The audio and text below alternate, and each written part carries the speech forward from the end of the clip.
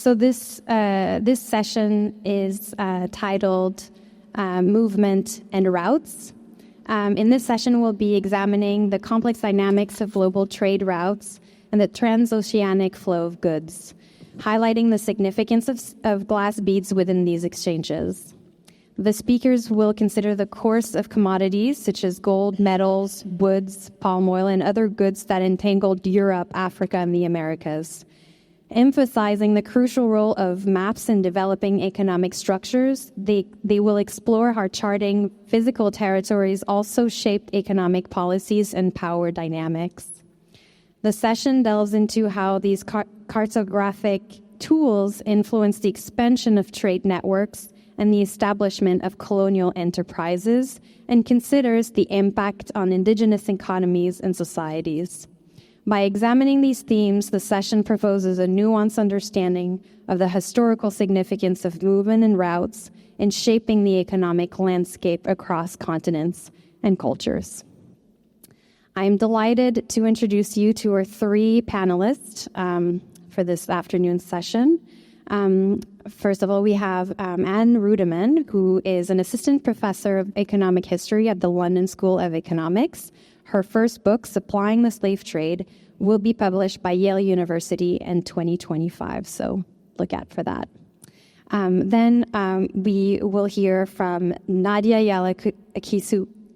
Kisukidi, who is a writer and philosopher and a member of the editorial committee of Les Cahiers d'études africaines.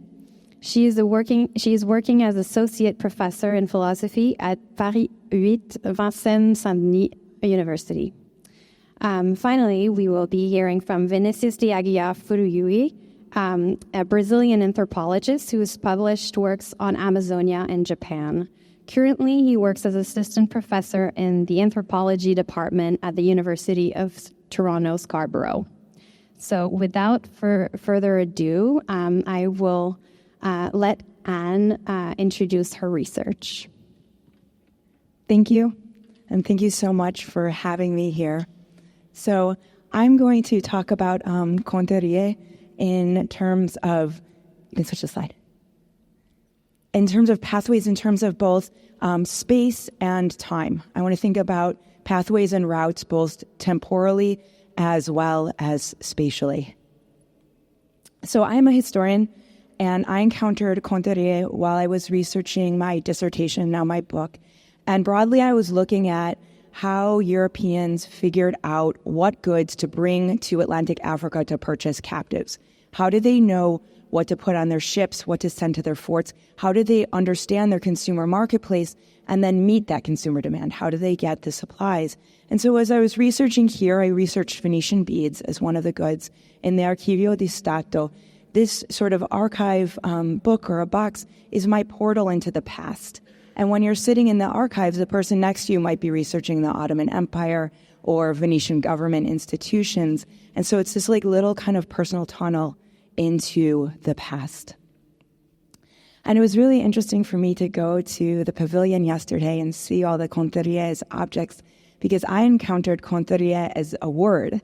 And what I was reading here were reports that the Venetian ambassador in London, Cesare Vignola, was sending back to the Venetian Senate in the 1760s as he was trying to win the Liverpool, there's this beads business in Liverpool, and as he was trying to win their business for the Venetians to secure Venice as the sole supplier.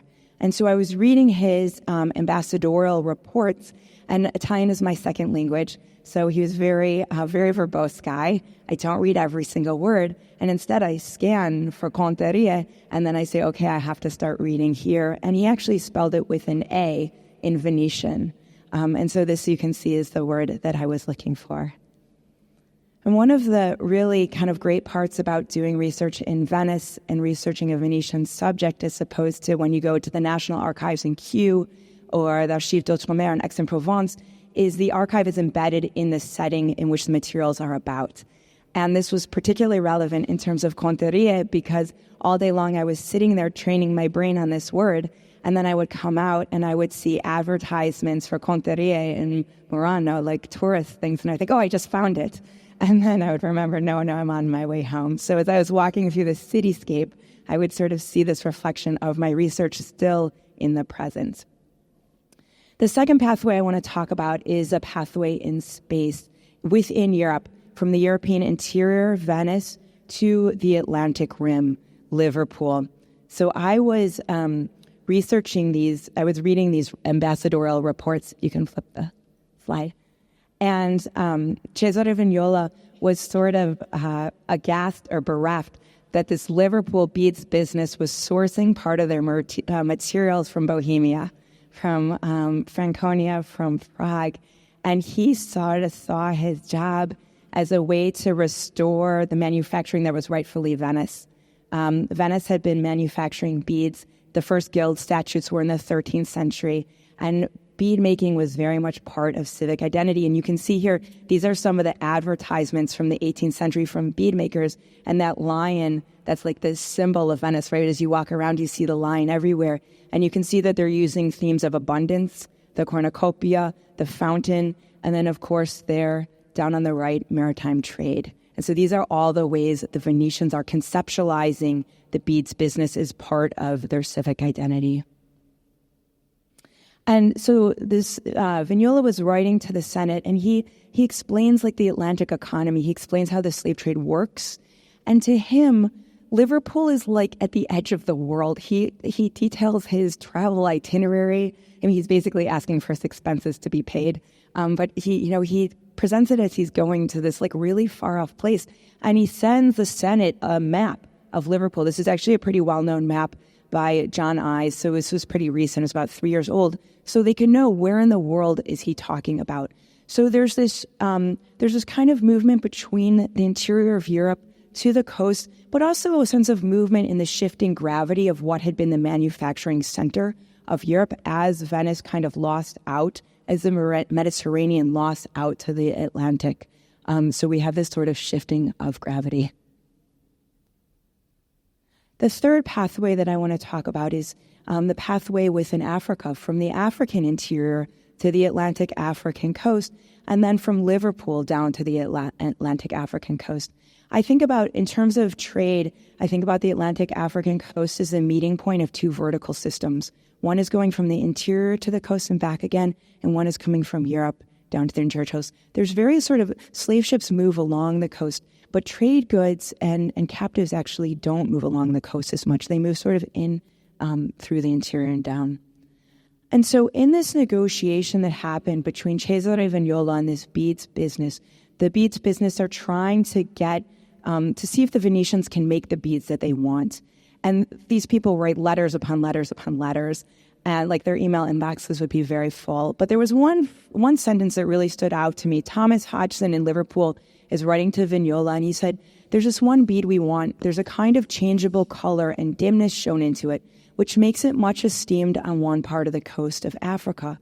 And what he's talking about, that changeable color, is what we call dichroic. It's a bead that is one color in transmitted light and another color in reflected light. And the beads that he is trying to get the Venetians to make actually have a centuries-long history. He doesn't know this, of course. But these were beads, they're called Segi beads, or I believe this is what he's talking about. They were originally manufactured at Ile-Ife, and which is in the center there, starting in the late 11th century. They were thought to have divine powers. The discussion of Native American beads this morning was really interesting because they were supposedly to have come from Olokun, who was the goddess of bead making and of water and of fertility. And there were, of course, many different color beads. And as sort of Yoruba power grew, and as Yoruba ideology of sacred kingship spread, the use of these beads spread as well. And other places that took on this ideology of sacred kinship also adopted beads. Beads were currency, they were ornamentation, but they were also symbols of political power. They were regalia, and they also had sort of medicinal properties. And so by the time, in the 18th century, there was no more bead manufacturing at Ile-Ife. There was a little bit of manufacturing at Oskobo, which is about north. And so there was sort of not quite enough supply.